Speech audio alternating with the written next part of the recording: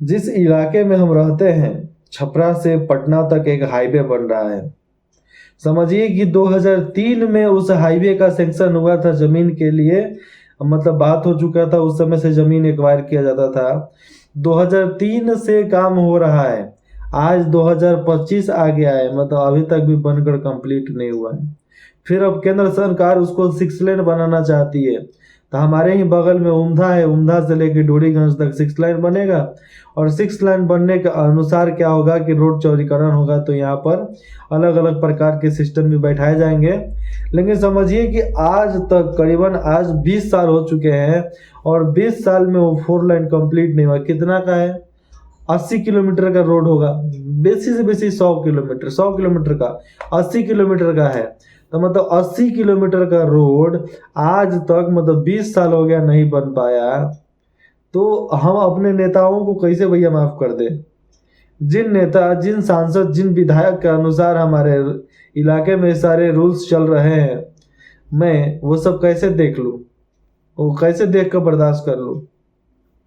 हमारे जब रोड यहाँ पर जो बन रहे थे, जब मिट्टी भरा जा रहा था, जो ठेकेदार हुआ करते थे, तो ठेकेदार से जबरदस्ती वसूली होता था। जैसे में जो भी विधायक है, विधायक मांग लेता था, सांसद है तो सांसद आके मांगेगा, उस इलाके का जो गुंडा है तो गुंडा आके मांगेगा।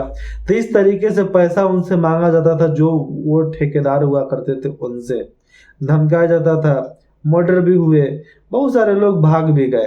तो इन सब को देखते हुए, मद्देनजर रखते हुए, ये सारी प्रक्रियाओं को यहाँ पर मतलब इतना लेट हुआ।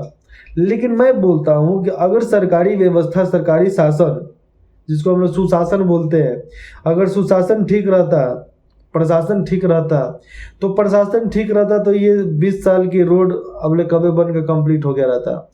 हाँ, बीच में बहुत सारी सरकारें गिरी हैं, बहुत सारी सरकारें नई बनी हैं, तो बनने गिरने का ये तो सिलसिला चलते रहेगा, सरकारें बदलती रहती है। लेकिन सरकार बदलने के अनुसार भी जो डेवलपमेंट एक बार हो गया है ना, उस डेवलपमेंट को आगे बढ़ा कर रखना भी सरकार की प्रायोरिटी हो जाती है। लेकिन फिर भी सब कुछ होते हुए भी जनता ने जगाया, जनता ने उनको चुना, फिर जनता ने उनको फिर से पुनः लाया हमारे गांव तक। मतलब जिसका क्षेत्र भी नहीं है, मैं जहाँ रहता हूँ अपने गांव से बहुत दूर रहता हूँ, तो उनका मेरे गांव से क्षेत्र भी नहीं, मेरा पड़ता है महाराजगंज इलाका पड़ता है, ठीक है, और ये पड़ता है छपरा, सारण इलाका। तो सारण के अलग सांसद हो गए और जो महाराजगंज के हो गए उनके अलग सांसद हो गए। तो महाराजगंज के लोग बोलते हैं कि छपरा में रोड बन रहा है, अभी तक 20 साल नहीं हुआ। लेकिन मैं बोलता हूँ कि इस रोड बनाने में 20 साल लगा कैसे?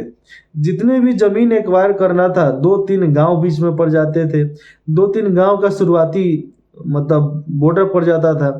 तो ये पढ़ने के अनुसार से जमीन का वैल्यू तो बढ़ा ही बढ़ा, लेकिन लोग जमीन देने के लिए भी राजी नहीं होते थे। तो नए कानून के अनुसार 2014 में नया कानून आया कि भैया जमीन किसी का हो, सरकार को जो चाहिए जमीन अपना ले सकती है, जरूर लेगी। और इस प्रावधान के अनुसार सब किसी को खाली करवाया गया, सारे कानून व्यवस्थाओं को बदला गया, तो जाकर जमीन आसानी से मिल पाया। जब जमीन खाली नहीं होगा तब भैया बनेगा कैसे? जब आप ठेकेदार को गरियाओगे, ठेकेदार से पैसा वसूलोगे, ठेकेदार को मारोगे, फोन करके धमकाओगे, तो ठेकेदार कोई काम करेगा? तो सबसे पहले है कि हमारे पर्यावरण को ठीक नहीं रखा गया। ये अगर माहौल ठीक रहता ना, तो हमारे डेवलपमेंट आज कहाँ से कहाँ रहती। ऐसी बात नहीं है कि रोड नहीं बनी है, रोड बना है, लेकिन जिस प्रगति के अनुसार बनना चाहिए। आज हमारे माननीय मुख्यमंत्री जी प्रगति यात्रा जो लेकर चल देते हैं, तो प्रगति यात्रा कभी पैदल होकर देखिए। आप 38 जिला में घूम गए होंगे, 38 जिला के जिला परिषद में जाइएगा तो जाते जाते मालूम चलेगा कि हेनऊ मुतले है सब, हेनऊ मुतले है सब, दोनों तरफ मूत का गंगा, मूत का नदी बह रहा है। तो इस तरीके से व्यवस्था इन लोग का चलता है। तो मंत्री जी हमारे पैदल चलेंगे नहीं तो कहाँ से जानेंगे? अभी मंत्री जी यहाँ से हमारे इलाके से जा रहे थे, हम बैठे हुए थे, रोड पर बैठे हुए थे, गदगी था, हम तो वहीं बैठे थे। पुलिस वाले बोल रहे थे यहाँ पर मत बैठे। अरे भैया हम यहाँ पर बैठे हैं, कोई खा थोड़े जा रहे हैं, मंत्री जी को चबा थोड़े जाएंगे, गाड़ी कैसे आते? हम बैठे थे वहीं पे। मेरा बात सीधा था, आप वही के वही हो, हम यहाँ पर नहीं, हम आगे भी बढ़ेंगे। आज यहाँ पर ये मुख्यमंत्री जी जा रहे हैं, ये मुख्यमंत्री नहीं रहने वाले हैं, और हम यहाँ पर साधारण में बैठ कर देख रहे हैं, साधारण में ही नहीं बैठने वाले। इसलिए अपनी ड्यूटी कीजिए, ड्यूटी ईमानदारी से कीजिए, फजीहत मत कीजिए। यहाँ पे शांति से बैठा हूँ, शांति से बैठे देना चाहिए और शांति से बैठने दीजिए। ऐसे ही बात बोला, काम खत्म। आराम से बैठे। हमारे माननीय मुख्यमंत्री जी आए, आकर हाथ हिलाए, थोड़ा सा उतर जाते तो मज़ा आ जाता, उनको रोड का थोड़ा व्यवस्था समझ में आ जाता। लेकिन जब मंत्री जी आते हैं तो उस समय रोड का सफाईकरण कर दिया जाता है, पूरा रोड चकाचक हो जाता है। उसके बाद से पुल का सारा पेंटिंग हो जाता है, टाउन में जितना भी कचरा होता है सब निकाल कर फेंक दिए जाते हैं। तो इस तरीके की व्यवस्था किया जाता है। जहाँ पर ये सब सारे लोग पेशाब वेशाब करते हैं वहाँ पर चूना छिट दिया जाता है, पौधे लगा दिए जाते हैं, बैरिकेड घेर दिए जाते हैं कि मंत्री जी को ना दिखे, दिख देंगे तो दिख जाएगा तो टोक देंगे। लेकिन हर व्यवस्थाओं को अपने अनुसार कब सोचा जाता है? जब नए प्रक्रिया की सोच मिले तो। मैं बोलता हूँ कि नए प्रकार के जुनून होने चाहिए। हमारा मुख्यमंत्री एक जवान नौजवान होना चाहिए और कैबिनेट के सारे लोग होने चाहिए बुजुर्ग, जो मतलब एक तरीके से एक्सपीरियंस वाले लोग होते हैं। पूरा उनके पास बुद्धि विवेक सब भरा रहता है कि हाँ भैया हम ऐसे काम करना है, वैसे काम करना है। मतलब जिसके पास है कि हम पूरे विद्वान हैं, हम एक बढ़िया तरीके से सलाह दे सकते हैं राज्य को बेहतर तरीके से चलाने के लिए। तो प्रशासनिक व्यवस्था को किस तरह चलाना है उसके बारे में बताया जा सकता है। तो इसके इर्द गिर्द में हमें जनता के सोच को बदलकर एक वैसे शासक को लाना है। मैं ये नहीं बोल रहा हूँ कि आप मुझे ही लाओ, अगर आप मुझे पसंद नहीं करते मत लाओ।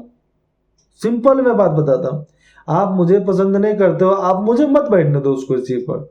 लेकिन आप मुझे अगर पसंद करते हो कि मैं उस लायक हूँ कि बिहार को मैं बेहतर तरीके से आगे बढ़ा सकता हूँ, जैसी सोच प्रक्रिया हमारी है वैसी सोच के अनुसार मैं बनाऊंगा तो बिहार हमारा एक अलग प्रकार की दृष्टि में दिखने को मिलेगा। बिहार की जो जीडीपी आज नीचे है उसको मैं उठाकर उत्तर प्रदेश महाराष्ट्र के बराबर में कर दूंगा।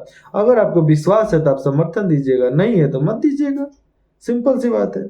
जय हिंद, जय बिहार।